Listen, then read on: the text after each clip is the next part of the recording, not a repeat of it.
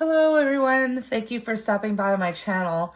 Today I'm going to show you how I put digital pattern into my embroidery machine. I have a pre-made digital pattern here. I want to make sure that this pattern, when I download it, is the correct size. If I have anything that is bigger than the largest hoop I have, it won't fit into my machine.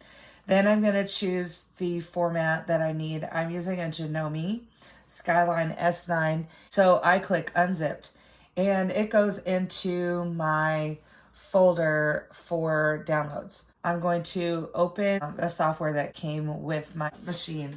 Install your CD tools onto your computer and it'll put a shortcut on your desktop. And when you click it, it'll bring up a window that allows you to install or bring in a picture.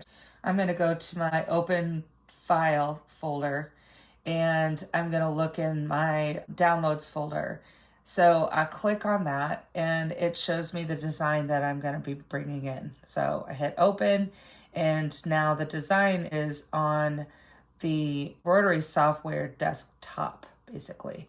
So here's my design. I know it fits in this size hoop. And now I want to get it over to my machine. I have a cord that comes with my machine and it's a USB on one side connects to my computer and the other side, it looks like what a printer cord looks like and it goes into the side of the sewing machine. I'm going to click on home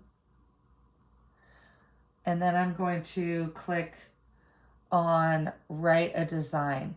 So writing a design brings up an interface window and here's my design. I'm going to click that, click the red arrow and it sends it to the machine. That's the entire process of transferring a digital design from your computer to your machine. I hope this video has helped you. If you enjoyed this video, please like and subscribe.